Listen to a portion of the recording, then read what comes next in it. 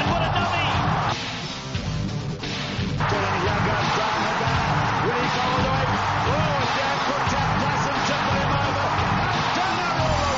Welcome to the Fantasy Rugby Draft podcast, Aviva Premiership edition. My name's Bruce Wilkinson. Thanks for downloading and listening. We have a couple of special guests with us today. JB and Phil from the Egg Chasers podcast. How are you, lads? Very well, thanks, Bruce. You? Very well, very well. I'm actually in sunny London, so I'm enjoying some of your northern hospitality. Oh, very nice. Indeed. Hang on. I didn't vote for Brexit so you could come over to London. In fact, quite the opposite. Fair play, indeed. Yeah, it's been a bit of change since I was here, only 2 years ago. It's all turned on its head. Yeah, that. It's Sunday the 14th of August. We're going to continue in our theme of trying to provide our managers with Aviva Premiership knowledge, which is why we've got the two guys from the Egg Chasers podcast. If you haven't listened to it already, go down to iTunes, and you're on SoundCloud and Acast, is that right? We're on Acast, yeah. We've got Egg Chasers there, and we've also got Rugby Dungeon that comes out every Wednesday. Rugby Dungeon, that's right. That's you, JB, isn't it? You push it out. Is. It's good. A lot of interviews. I've been keeping up with that. It's pretty good. And also their Let the Boys Play movement and prize-winning Atoji Maro. Prize-winning Maro. I like it. Yeah. We address all the major important issues, I think it's fair to say. I did like, it was Tim's that was talking about the rugby team being rooming quite next to the Dutch hockey team. Yeah. Tim is obsessed with that. Very, kind of yeah. What goes on in Tim's mind? I mean, it's pretty naughty. Very good. Right, well, we've got a lot to get through, so what I think we'll try and do the format is we'll just go alphabetically through teams. For fantasy, just to give Northern Hemisphere listeners a little bit of insight, is that a lot of the points and a lot of the value is in the fly halves, outside backs and midfielders. So when we're talking about the analysis of each team, we're going to try and focus on those areas and some of the question marks around it. Okay. So let's crack into it. Let's go with Bath first up. So who do we reckon is going to be? So George Ford is going to be away with England quite a bit.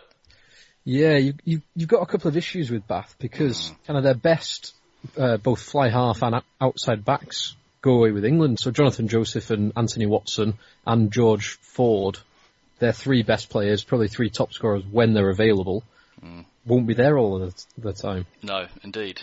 So I'm assuming Reece Priestland will follow in there. And how much time is he going to spend away in Wales? All of it. I mean, that's the thing. He's going to be away all the time. Okay, all right. I'd suggest a bit of a sleeper if you're looking at Bath players. Probably, say Bowden Barrett. Of course, he isn't there. Who's the other? Dan Bowden. Dan Bowden. Oh right, okay, interesting. Go back to that well.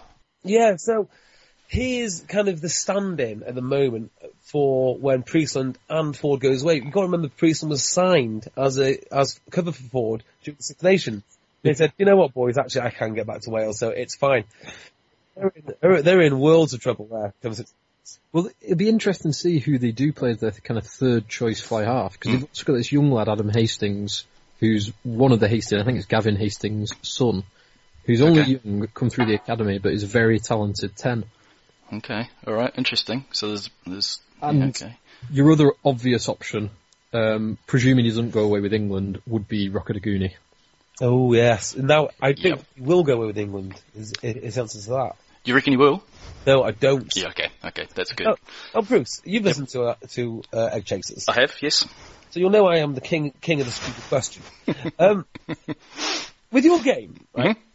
Exactly how are points attributed? Is it just for scoring points? No. So it actually is less about scoring more points, and meters and line breaks appear to be, if you kind of wanted to put a big rank generalisation, meters is probably the most important statistic. Is it? Yeah. But we cut it up to all sorts of things like offloads and all that kind of stuff as well. Crikey. So, statistically, last couple of seasons, the guy who has been best at making meters is George Ford. George Ford has been superb. And then more recently, I think it was Nathan Hughes. Is that right, Phil? In terms of overall meters in the Premiership? Yeah. I mean, a few years ago, it was George Ford week in, week out. Right. Well, you tend to get 15s, so people like Mike Brown when he plays. Pennell's always good. And then a few number 8s, so people like Nathan Hughes because he he stands deep, and Thomas Waldrum last few years has been good at that kind of stuff. Sure. It's outside backs for meters made are the key ones. Yeah, that's right. And for folks listening, it's the cheap meters as well, the yards before the contact type thing from a fullback. Yes, the last person you want for to get cheap meters is someone like Jamie Roberts. Sure. Guarantee you 3 meters every carry. Exactly. Is it 20 carries? Actually, it's not too bad, is it? 60 meters? It rarely does 20 carries a game. Tough shift asking him to do 20 carries a game. And defensive-wise, do you just pick a team? No, so we have, you pick 11 starters, so 3 outside backs, 2 midfielders, a fly half, a scrum half, 2 loose forwards, a lock, and a whole front row. So you pick the Saracens front row or the Harlequins front row. So it's a little bit like NFL fantasy. Yeah, they pick the Harlequins front row. Well, you don't get any negative points for scrums lost, so you might pick the Harlequins. Sinclair and Dave Ward going forward are pretty handy. Play the rules, not the game. Okay, got you. Yeah, sure. So I actually bumped into Jamie Roberts yesterday in Wandsworth Town train station. Just a little bit of a ding-ding. Did you say no? No, I didn't actually. He was a little bit late for a train, so he put the hammer down just to get through the gates. He wasn't particularly flying, but it looked like top speed. Well, I guess you could answer this question then, which is, with the new Kiwi stuff they've brought on, do you expect that to be scoring more points? It's a good question. It's a really good question. I like Tabo Metson. I've played against him playing rugby way back when I had here. And he does play a good blend of rugby. He probably is going to be pretty put out that he wasn't the Crusaders coach or wasn't selected for the Crusaders coach. And they do play a good brand of rugby. So I suspect he'll go okay, but I'm not sure it's going to be this season. In terms of getting his systems in place, it took a little bit of time to get around there. And a lot of that was actually attributed to Mage anyway. When he was back at the Crusaders, he put in some good systems in place. So same in Leicester as well. Yeah, that's right. Yeah, I know. They're an interesting proposition. So what about Talupe Falata? Is he going to just hit the ground running and be a store? I hope so. Yeah. Yeah, you'd say so. He's got a lot of competition there. He's got Dave Denton, and you might even have the return of Leroy Houston. Oh, right. Interesting. Yeah. So we don't really know. Of course, he's away for internationals. I hope he does well, because when he does well, Wales does well. Sure. But he's going to go from a situation where he hardly played at all for Dragons to, I'm guessing they're going to want him to earn his money at Bath. And, of course, he's going to be the starter for Wales every time he's fit. Yeah. Right, okay. All right. That would be my issue with him. Yeah, okay. So who is going to be in the midfield then? So if we go to, say, George Ford, Priestley, and then we've got a bit of a question mark around it, maybe the third back fly half. Who's going to be at outside centre and centre? What a good question. Well, inside centre, we only just said today on today's Egg Chasers. Oh, yeah. Looks like they're linked with Robbie Fruin. That's really interesting. Is that right? That might be something. I wouldn't get your hopes up. If you can get him back fit. So when did he last play? So he was.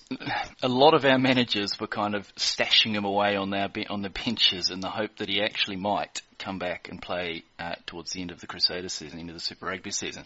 But that didn't happen. And I had heard he was playing club rugby down in Christchurch as well, but I couldn't see any evidence of it. It was only anecdotal evidence that people were telling me about. But yeah, look, if he could get back to being fit where he was, he's got a season in him. If he's got motivation and he can do it. But I'm a little bit hesitant to recommend him as the second coming at the moment. Quite simply, the most damning scouting report I've and I found no evidence of him playing. He will have 200k. Well, we're 3 weeks out from the start of the season as well, so it's a tall ask to get yourself competition ready in 3 weeks. Jonathan Joseph is a straightforward answer to that. Sure. Yes, but he is also the first choice England outside centre. Yeah. I tell you what, a sneaky one might be Matt Banahan. I think he'll start a lot this year. Right, interesting. Because Banners can play 13 when Joseph is away, and he can start on the wing. Mm-hmm. With Aguja gone as well, and he's one of the club's all-time top try scorers. Yeah. That is not a bad shout, actually. And he looks like he's just getting 1 year older as well, and he's just going to slowly move in, right? Because he never had massively top speed, and he's a big dude. Yeah, sort of. I mean, the great thing about being a big dude is you can be a big dude for a long time. Indeed. Right, so I don't think his game will be massively affected. Okay. No. All right. Okay, so going back to Rockin Nguni, so we have him ranked number 5 overall. I think that's a little high. We put him on there just because He actually did have a really good points per average last season when we reversed the numbers on it. But I'm a little bit nervous now, and I'm starting to think a little bit more like Wade and those types of players might be above him as well, maybe dropping him down a wee bit. But you guys think he'll have a decent season, even if Bath don't go well? Yeah, and I mean, he did last season. Bath were awful for most of it, and he ended up second top try scorer. Right. I don't think he'll be away with England, and not only his try scoring, but his meters made and his clean breaks will be very, very good. So, yeah, okay. I think Rockaduguni should be right up there. Okay, all right, no, good chat. Anything more from Bath? How do you expect them to go, just as a general principle? 7th.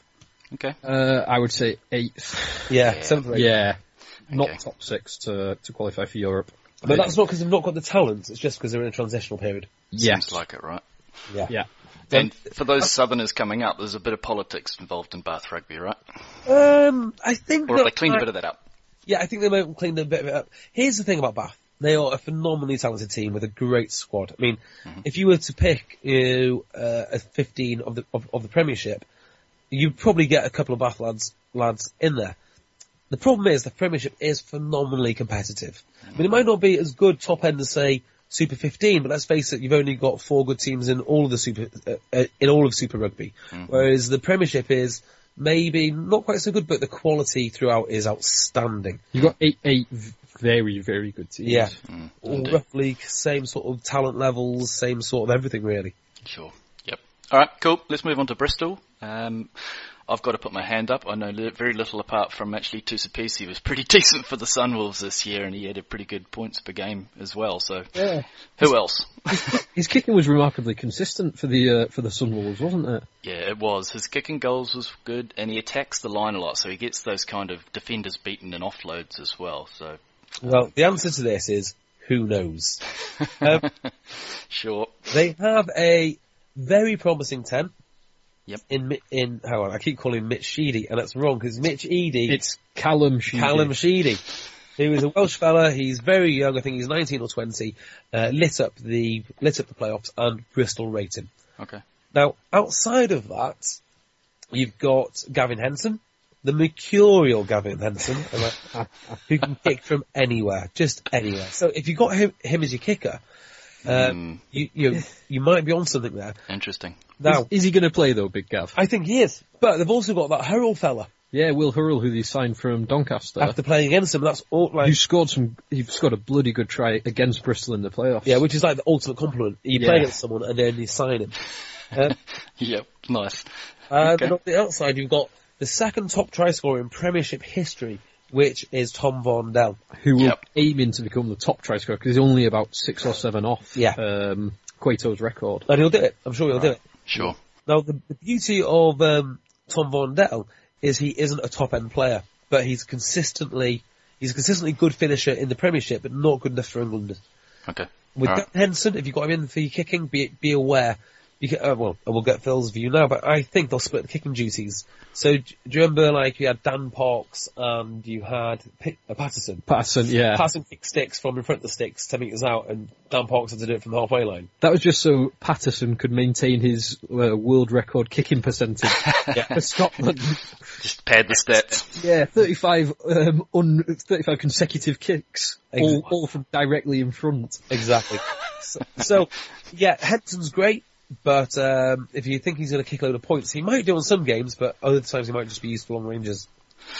It's a good point you raised, so just to bump in there. So in Super Rugby, there was a lot of folks that when you were playing a lower level team or a pretty rubbish team, they still racked up points. And like, you got the Sunwolves, the Hawaris, and the Kings, for instance. Is that necessarily the case in Aviva, or defences are going to be a little bit tighter, and also, the weather comes into it a lot of play, I suspect? Yeah, I expected a lot of games, I think, when neither team gets beyond 12 points. Sure. I mean, I think the defences in the Premier are about as good as they're going to get. Yep. They are monstrous. Yep. So no, don't expect any Sunwolves style. The only time you'll see that is maybe if Wasps play. Yeah, okay. Alright. Yep, that's fair. Jeez, we'll get on to Wasps as well, because they've been quite frugal in the off-season. Alright, is there anything more from Bristol? I would personally say I expect Bristol to be bottom 3, So I wouldn't look for Bristol players unless you're kind of forced down a route. Yeah. If you are, Varndell is the best shout, because I do expect him to continue scoring. Yeah, good call. Elsewhere, I can't see a huge amount. No, who else have got? Lemmy's still there? Lemmy's still there on the wing. They brought in one of the Arscut boys, but no. Yeah, don't get too excited. Yeah. Okay, excellent. All right, Exeter. I guess first up, do you think they can repeat what they did last season? Good question. I see them challenging for top 4. Mm-hmm. I think they might miss out, sadly, as much as I love the Exeter club. We've got Steenson. Yeah, now that for me would be my points kicker. Now there's a question I've got for you. So Steenson was actually the top point scorer last season, and that's primarily as a function of him playing most of the time. Yeah. And with Slade being away. Top point scorer in the whole of the Aviva Premiership. Yeah, right. Yeah, there you go. Do you think there's because how old is Gareth now? 32. 32. Okay, so there's still a bit of miles on the clock. All right. Okay. Is Slade going to come in? Is Slade going to be that 12 or is he going to be 10? What's his? Because I've heard varying reports that potentially he's okay at 12. He's the last few seasons he's played most of his Premiership rugby at 13. Yeah. Okay. All right. Now he's had a leg break, but I've seen no evidence at all to suggest that they're looking at him as the future 10. Okay. He's in the Premiership. He plays there very sporadically the last few seasons. When he's been fit, he's been starting at outside centre, with Witten at inside centre, and then Steenson at 10. But they kind of play him a bit like England used to play Greenwood, in that if he's wearing 13, he'll often be standing in the 12 channel. And he will also take some kicking duties as well, both out of hand and kicking sticks. Yeah, you got to worry about Exeter, because whereas a lot of teams lose their players to England, Exeter lose a lot of players to rotation. And what they have more than anyone else is options. So if you look at the 12 channel, you've got Witten, you've got Sam Hill. Well, you can throw in Devoto now. That's the question I was going to have. I was going to ask you about Ollie Devoto. Where does he shuffle in there? Well, everyone I've spoke to within Bath have said he is class. Now, I, again, have not seen enough of him playing rugby to say, is he, what we're talking about here, like good youngster, or are we talking in international class? I simply don't know. It looks like he will be an upgrade to Sam Hill, or at least he'll be a different option because Sam Hill's a more direct player. Or he might even be the future at 10. So that could be what they're looking for. Or he could be the future outside centre to allow Slade to play more at 10. Yeah. Sure. It is a bit unknown. Because you've got a few boys there who can play in a few different positions. Absolutely. So, if I was looking for someone to pick, fantasy-wise, for Exeter, I'd certainly be looking at Slade, obviously Waldron, who we haven't touched on yet, and probably Dolman, because he's the one that plays a lot. Well, yeah. So Dolman's been playing fullback, but they've brought in Lockie Turner, haven't they? They have, yeah. So it'll be interesting to see who gets the first choice spot. Noel is obviously a great player and can play 15, but he'll be away with England. Yep. Slade is an interesting one. Now, if he was classed as a centre, I would say get him in. Because he's classed as a fly half, I would question it, because there's no guarantee that he'll be starting at fly half, and there's no guarantee he'll be kicking. Yeah. So that's a great shout. I don't think Slade will be in the starting 23 for England if it was picked tomorrow. So he's a good player to have, but I think he's in the wrong position. Yeah, and also just consider this as well. Exeter have a little bit of a history of not starting new signings immediately. So if you look at someone like Campagnolo, fine player, fine Six Nations. Every time he plays from, he plays well. But it's almost like you've got to earn your starting shirts. Yeah. And if you're not there to start with, I think it'll be very hard for you to get in and stay consistently, particularly when you're trying to get a place like Lockie Turner is over Matt Jess or Dolman, who have been there for donkey's years and have the trust of the coach. Sure. And you to 2 points here, actually, I just want to pick up on as well. So I see Jack Knowles might not be fit for the start of the season. He picked up an injury somewhere along the line. Thumb surgery. Thumb surgery, was it? All right.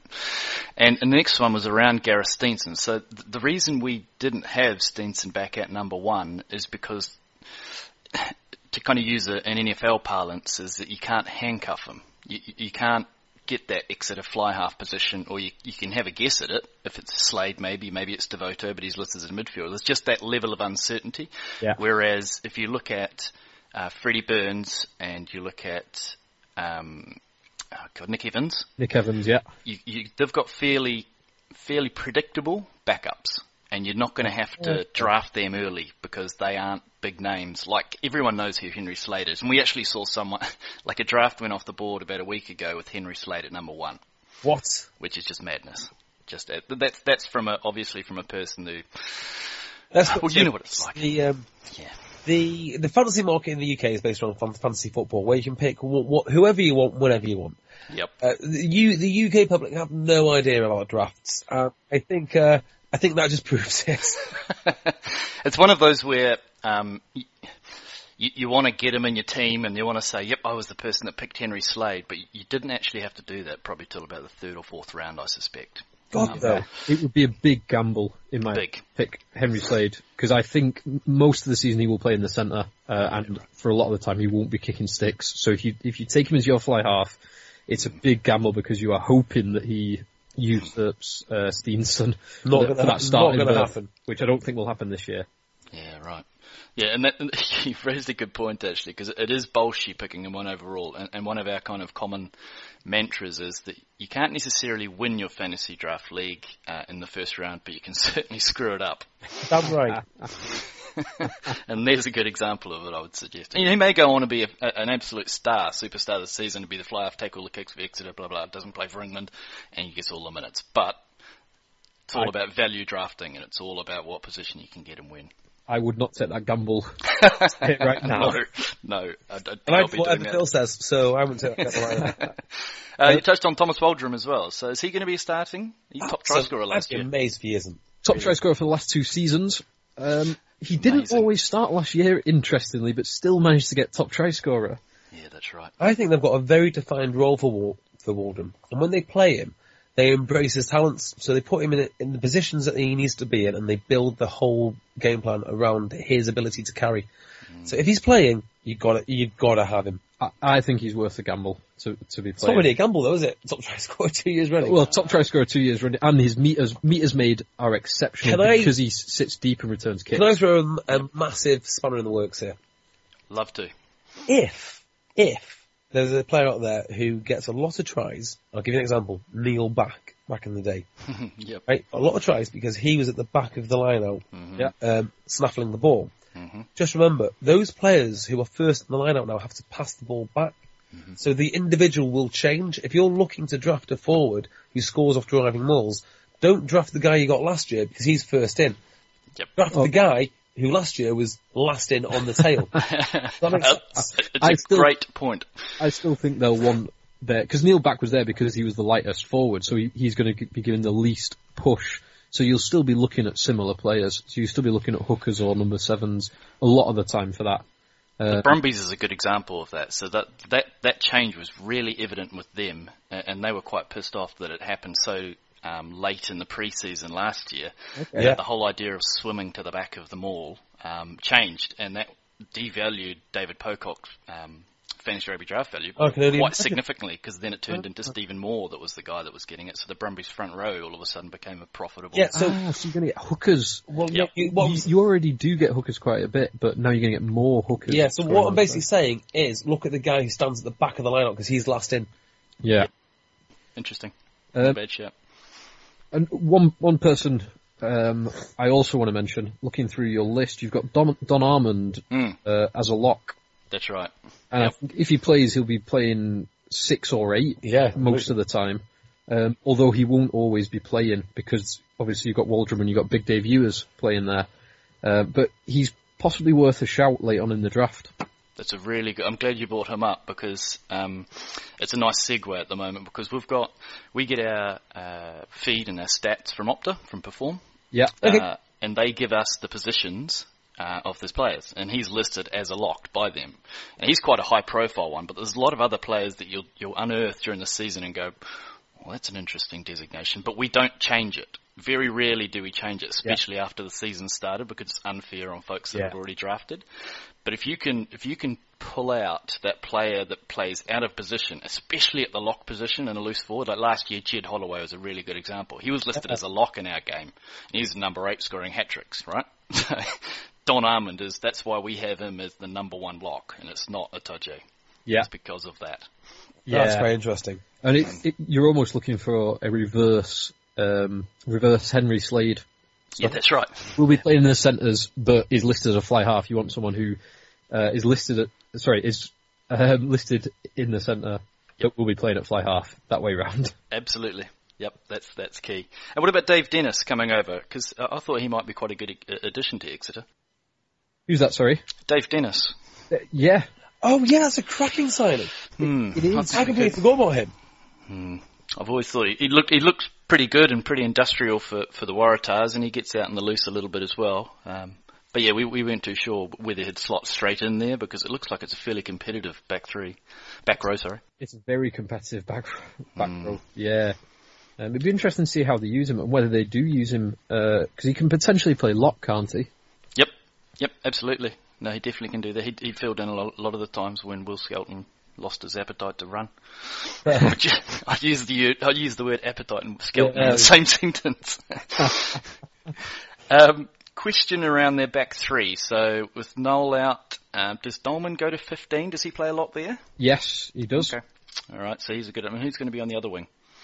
Well, your normal, their first choice back three last season appeared to be Noel, Dolman and Ollie Woodburn. Yeah, we've not mentioned him. Okay. Ollie Woodburn, who's not a bad shout for a wing berth. And then the backup to Noel and Woodburn are James Short, who's excellent, but might not always be starting, and Matt Jess. Yeah, I can't believe that we've forgotten James Short and Woodburn. James Short went through a period last year of being simply outstanding. Yes. Right. But if everyone's fit, James Short doesn't start.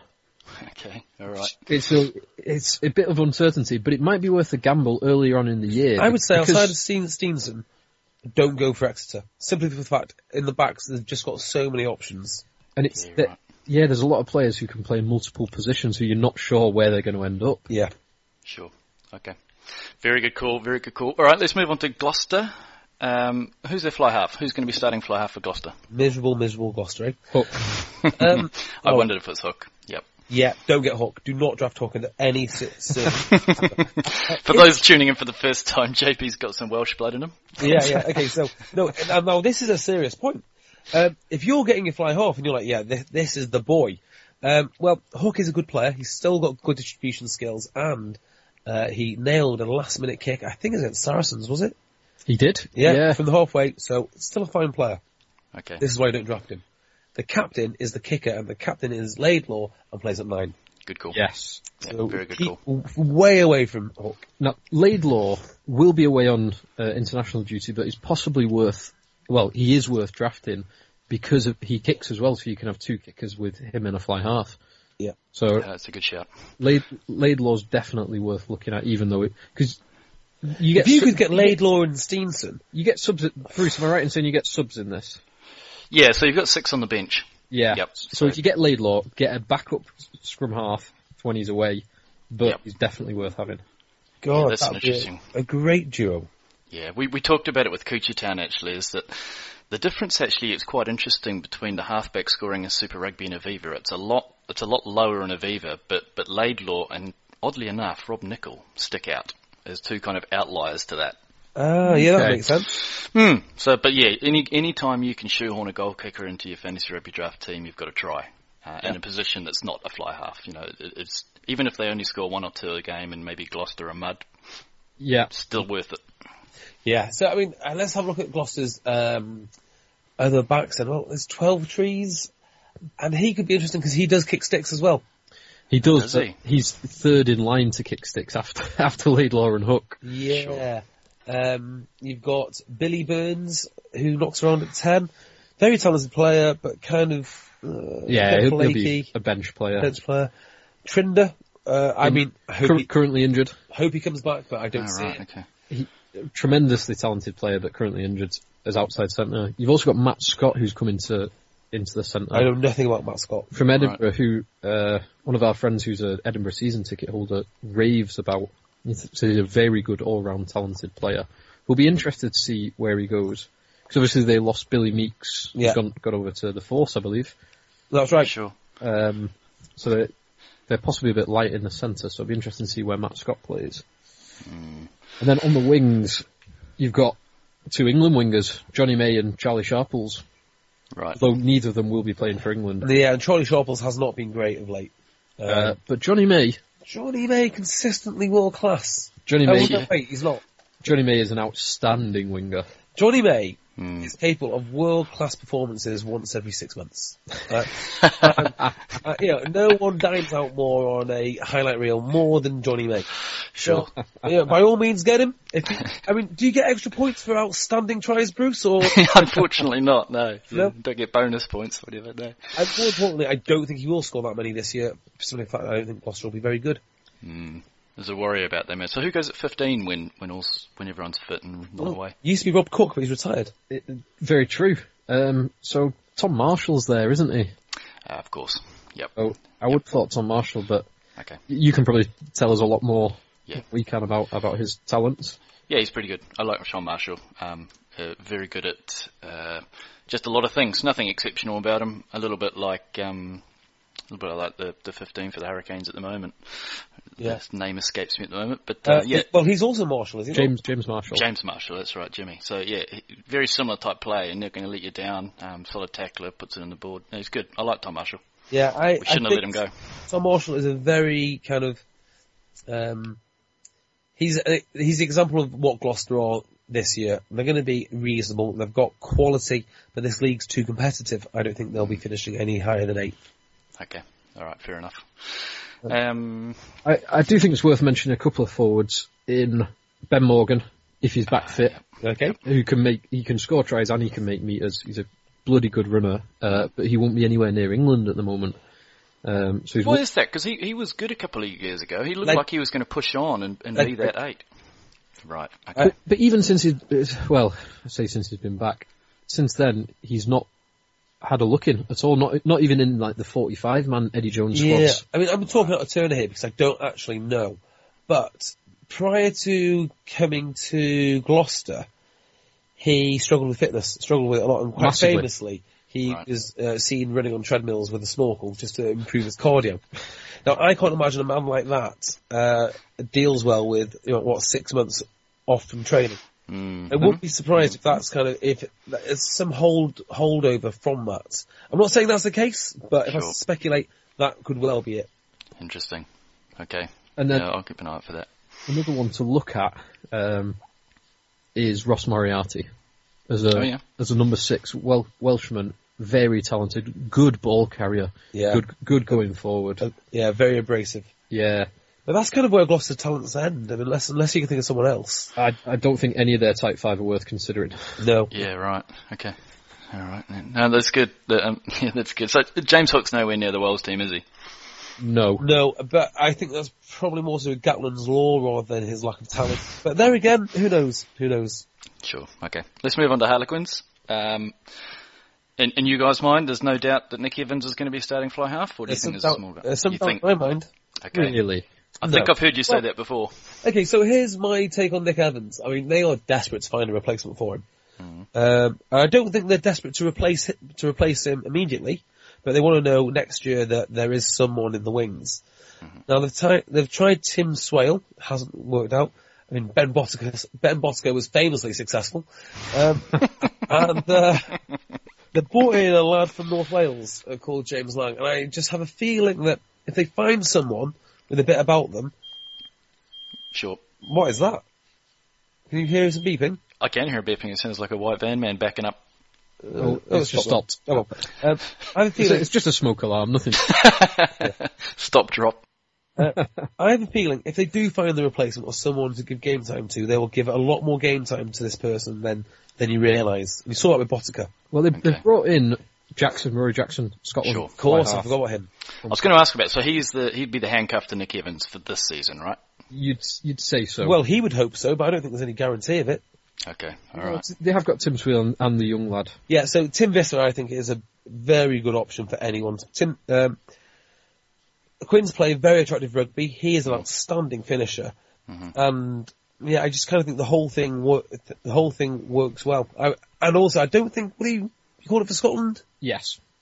Yeah, that's the small downside. Your problem with Quins is, so most of their stars, besides Nick Evans, are called up for their country. So Danny Kerr, Jamie Roberts, and the whole back three, Visser, Yard and Mike Brown, have all got potential to be missing.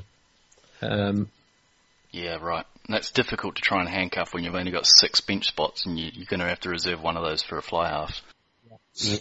And Interesting. I mean, they've got a lot of good young talent, Quins, but none of it is quite paid off yet. So you've got Ollie Lindsay-Haig, you've got George Lowe, who I love. You've got Charlie Walker, who was one of the top try scorers in the Aviva Premiership last year, simply because most of those players were missing. Sure. Is Walter still there? No, he retired. He retired. So... difficult one when they're away a lot. Yeah, I tend to stay away from Quins, except for Visser, but of course he's away. Nick Evans, yes, but I don't think he'll get as much time as everyone thinks. Okay. All right. It might be interesting to see how young Joe Marchant goes on. And that's what I said. Right. So he's a very talented outside centre. If anyone saw him in the Under-20 World Cup that England just won, yep. He started virtually every game outside centre. He's got a very good outside break, and he's probably in a Jonathan Joseph type mould.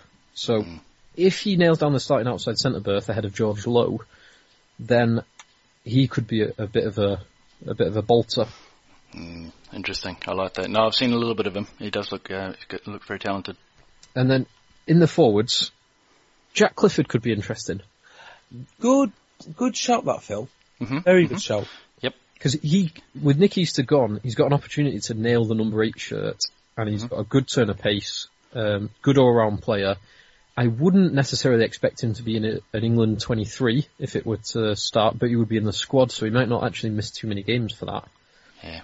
So he's our number 8 ranked loose forward, and he scored 13 points per 80 minutes last year, so that's a really good call, especially now that Easter is... 13 points per 80 minutes? Yep.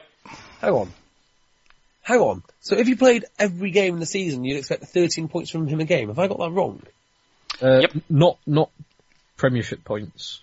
No, not Premiership points, no, Fantasy Rugby Draft points. Oh, right, I was going to say, bloody hell.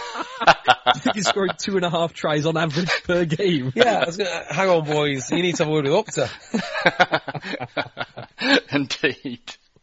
So yeah, he's right up there in terms of loose forward averages, and I think the opportunity is even greater now with Easter retiring. Yes, definitely. Good shout. How's James Horwell ranked out of interest for locks? Number 3. Yes, I can see that, because unlikely he'll be missing any rugby, and he's a good all-round player. For those that had James Orwell in their team last year, they might disagree, because you got a couple of red cards that if you get a red card, your matchup's over for the weekend, you're done. It's a minus 15 points. I like that. Yellow card you can survive and ride out, it's only minus 7, but minus 15 for a red card, so yeah, something to be aware of with him. But we still ranked him highly, and you can't really factor too much of that in. How important are scrum halves for you guys? Not as important as say in the Southern Hemisphere when they do a lot more running and sniping. It doesn't seem to be, and maybe that's the case up here, I don't know, but it just seems to be, you look across the averages for scrum halves and it's just not as high as for the Southern. Well, because the ultimate sniper, I'd say, in the Premiership is Danny Kerr. Well, him or Joe Simpson. Oh, actually, Joe Simpson, but Ben Youngs does it on occasion. Sure. But for every time Ben Young snipes, he runs across the pitch and squad about 10 times. Yeah, that is true. So that's an interesting one. No, so it's a good point. It's a good question you raise around halfbacks, and actually we'll jump onto Wasps in a minute because that's one of the big questions we have is around those halfbacks. But anything more for Quins? I think it probably is worth mentioning the front row. If you've got Marler, Ward, and Sinclair all on the pitch, they're not going to be a good scrimmaging unit, but that doesn't matter for Fantasy Rugby Draft. No. They are going to make meters, and they are going to carry, and they will pop up with a few tries, so they're worth looking at. Yeah, it's interesting, isn't it? Because they're not a bad scrimmaging unit at times, and we say they're not good because in previous years they haven't been good. Marler is a world-class scrimmager. There's nothing about that. Sinclair. Now, he is not a world-class scrimmager, but he was playing Montpellier age 19, whatever it was, so he is developing. Props develop late. He could be a real find. I'd take the risk on that front row. Yeah. It's not bad. Yeah, we rank them fairly highly. I can't remember, was it somewhere in the top 5 though in terms of front rows? So yeah, it's a good shout. And Dave Ward might get some. In fact, what would happen if Dave Ward played at flanker? he would get the front row would get the points. So you'd have effectively 4 front row on your team that'd be very good. Points for you. Yep. Is that good? No, That's good. No, you wouldn't. You'd have 2 front row and... No, you'd have 4 front row, because they're still going to field 3 front row and Dave Ward. Yep. That'd be good. Hang on, is that right? Mm-hmm. What are you struggling with? Well, it's still the front row, okay? Yes, there's 3 players. Right, so because Dave Ward is a front row player and they haven't changed the designation, actually what you have is 2 front rowers playing front row, and then you have Dave Ward, although he's classed as front row, in the back row. You have more back row players, less front row players. Because Harlequins have got 8 designated front row players, or 10 designated front row players, so they select 3 from 10 in the front row, and then one of those 10 is also in the back row. So we're both right. No, we're both right. We're both right. Bruce, what do you think? So, Leicester... Hang on, stop the podcast. No, here we go. Right, because you would have an extra back row as well. Yeah, you wouldn't drop a back row. No, I'm not saying you're dropping a back row. I'm saying you're getting 4 forwards, 4 front row forwards. I'm saying you're right, and I'm also right. So no, because you said you'd only get 2 front row forwards. You are completely wrong, No, yeah, I'm wrong on that, but you'd end up playing with effectively extra player, wouldn't you? I'm with you, Phil. That's good. If you can get that right, if you can get that loose forward, and he is listed as a front rower, you've got 4 players on the field at any one point in time. Just like I said. That roll into that front row, the Harlequins front row. Yeah, just like JB was telling us. Just like JB said. Tell you what, that is the dream manoeuvre if Dave Ward plays at 7. It really is. Yeah. Very good. Shout it. Right, move on to Leicester, then Leicester Tigers. So we have Freddie Burns at number 1. And the reason we have him there... Why? Yep, and I thought I might come up a bit of abrasiveness with you, because I think you've had a little bit of a pop or a little bit of doubt there at some point. So he was the highest outside of Owen Farrell, fly halves for average points per game. Okay. He has a backup that I think is fairly... it's going to be down low in drafts, similar to Nick Evans and Owen Williams. Yep. And he's not going to be away on international duties. So that kind of 3 factors, we put him at number 1. But it sounds like, from what I was hearing in a couple of podcasts, that you quite rate Owen Williams as a chance to potentially take over from Freddie Burns. No, that's not exactly... It's not exactly my standpoint. I mean, I think maybe I would have said that a year ago. Okay. So here's the problem. Owen Williams is a fine player, but he hasn't really taken over a game yet. He's stood in, he's done very well when asked at basic things, but I don't think he's that next level player. Okay. Now, when we're talking about Freddie Burns, what we are talking about is possibly the finest talent at the fly half position in England on a given day. He could be the best player on the field against the All Blacks. On the other hand, he could be the worst player on the field against Bristol. And you simply don't know what you're going to get. And as such, I do think that Leicester tend to favour the stability of Williams than the genius of Burns. So you might get higher points per minute played or whatever the statistic is. I still think they'll go more with Williams. And this year they don't have the option of playing Williams and playing Burns because Tamua's in. So they're going to have to pick one or the other. And I think they'll probably go with Williams. I think they'll go Burns. Sorry, the last thing as well, Burns has got a horrible injury record. Yeah, that's the one doubt that we had was he does seem to pick up injuries fairly frequently. But it's a bit of a concern. Williams has missed quite a bit of time in the last couple of years with injuries as well. And suspension. Okay. Don't forget. I think Freddie Burns is probably worth the gamble. Yep. I think as things stand, he probably is Leicester Tigers' first choice fly half. And like you say, when he does have a good game, and I think he's trying to get a bit more, and he is getting a bit more consistent with a bit of age, I think he's a good shout for fly half. Yeah, isn't it? And that Leicester set piece, Leicester scrum, we've spoke previously about the podcast that Leicester's front row, you can see where their money is spent. Yeah. They have so much money spent on that front row. They will win penalties. And if he's on the pitch, he'll be kicking penalties. Yeah, scrimmaging law has changed a little bit this year, which might impact them. So basically anything goes in the scrum now. The second thing is with Freddie Burns versus Owen Williams, I think Owen Williams is considered the more stable goal kicker. So when the pitches start to get messy, around December, I think that's when they will make the switch. So just be aware of that when considering Freddie Burns as your number one. He might be great for the first few months if he's fit, but coming to winter, I wouldn't have a huge amount of faith in him. Okay, so moving out one then. So Tamura, I think we all kind of assume is going to slot in at 12. Is that right? I'd be amazed if they spend that sort of money and he doesn't. Yeah. Yes. And you'd think it'd be him and Tuolagi when they're both fit.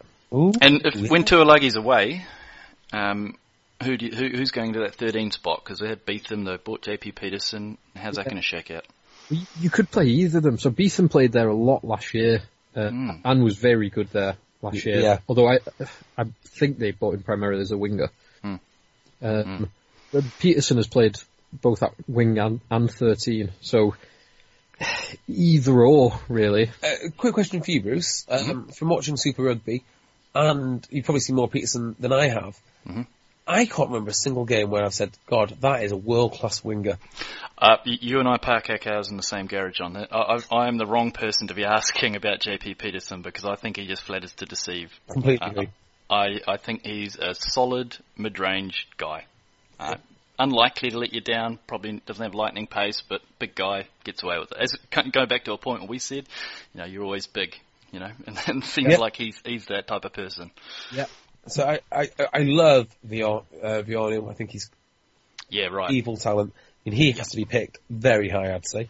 So he's our highest outside back. There you go. He's our highest ranked outside back at 4 overall. So that's a big. And he was the highest points per game as well last season as well for outside backs. Yeah, he's sensational. Now let's just visit Leicester's all-round style of play. You obviously know a lot about this. Aaron Major's in charge. They're going to be a year on with his systems. I think this team are going to score a lot of tries. Yep. A lot. That was one of the supporting arguments for Freddie Burns at 1 as well, and Vianney as high as he was. Yeah. We actually have those 4, so Freddie Burns, Vianney, Beetham and Peterson, all in the top 12. Really? Yeah, we have them that high. Just opportunity. Yeah. Just opportunity for him. He'll be finishing tries. If he starts on the wing or even at 13, he'll be running tries. Well, where do you have Matthew Tate and Tom Brady? So there's a good question. That's where it's leading. Who's going to play 15? Now, that is a good question because Matthew Tate at times was captain in Leicester last year when Slater was injured. Yep. And he's a good, very solid player, but Viano is more exciting. And you could have Beetham and Peterson on the wings with Viano at 15, or you put Viano on the wing and have Matt Tate at 15. That's the thing that I was trying to figure out, is that Beetham and Viano just aren't natural 15s. And what do you need that type of natural, good under the high ball type person at 15 for the Aviva, or can you get away with it? I think, given how wet it becomes and how important kicking and territory is, I think you do need someone a bit more solid under the high ball. Yep. So you probably are going to get Tate starting the majority of games. Sure. Therefore, it's Viano on the wing, and it's one of Beetham or Peterson. That's right. Alongside him, provided that Tamura and Tuolagi are both fit. Sure. That's a hell of a back line. Yeah, it is, isn't it? Yeah, it is. Yeah, absolutely. And how do you think Leicester are going to go? Do you think they'll have a chance to? Yeah, second, right? Second, definitely. No one is as good as Saracens. I don't think is that right? They're not playing the same sport. Sure. Okay. Top 4 for me for Leicester. Yeah, they're good. And so we actually have their front row very highly rated. Might even be 1 actually. Should be 1. Yeah, I'd say it should. It should be 1. Not Saracens and them up there. Yeah. They've got their first choice is all internationals. They've then got internationals behind their first choice, and you've got people like Mulipola and Harry Thacker, who, if they're on the pitch, can score tries from. Well, Harry Thacker scores tries from the halfway line. Yeah, Mulipola is used as like a kick returner in quite a lot of situations. I've seen him do that. Yeah. Right. Harry Thacker has scored. I mean, he might be dining out on that 1 try he scored. A little bit too much, in my opinion. I think the Harlequins team, not the front row, not so much as good as Leicester at scrimmaging, but I think points-wise they'll probably do better. Okay, all right. And I assume Ben Youngs will be the half, but who's going to be when he's not there? You've got that Sam Harrison and John. He's a nice player. O'Keto. Yeah, Sam Harrison, young English lad. Okay. All right. Good shout. Yeah, neither of them are worth a look for this. I think Harrison actually is not bad. And I'll tell you why. It's because when he comes on, he speeds the game up. He's more of a traditional scrum half than Ben Youngs, who likes to crab for sideways and get smashed. They tend to play a bit differently. But it's not like having the Wasps set of scrum halves, is it? Sure. Yes. Okay, all right. Any more from Leicester? There's the one person in their back five, because their back five of the forwards, their locks, flankers, number 8s. The one person probably worth considering is Graham Kitchener. Yeah. Because he's a very good runner. He's a good all-round player, but he's got a bit of gas on him. And also he's light and he's a primary line-out jumper, so line-out steals are worth looking at from him. Tom Croft, I mean, it's a gamble. Yeah, it's a hell of a gamble. It's a Lions year, so right. a lot of rugby at high quality. Sure. I hope he comes back to something like the Tom Croft that he can be. If he's done, it's a terrible pick, but I've just got that little feeling that he might do something. Now, interesting. It's Mike Williams, isn't it? The Zimbabwean who's just been called up for England. Yeah, the monster. Is he classed as a lock or is he a flanker? Oh, listed as a lock. Done. Now he's worth a shout because he can play lock, but he will probably be starting at 6. So worth a look. Good call. I like it. Yep. No, so the Mike Williams, he's listed as a lock. I like it. Good. How does he rank on the locks? He's not. He's not ranked. So there's a good one. There's one to put in your pocket for draft day. Yeah. There's a bolter for you. Very nice. I like it. All right. Conscious of time, what I'm probably going to do is we'll split this in two. We'll pick it up on the other half of the break. Thanks, JB. Cheers, Phil. No problem at all, mate. Cheers. A little bit of admin. You can follow us on Twitter at Fantasy Rug Draft. It's Fantasy RUG Draft. Or drop us a note at support@fantasyrugbydraft.com. My name is Bruce Wilkinson. Thanks for downloading and listening. Out to your Rapido. What a bust here by Christian Cullen. Plenty of support and what a dummy.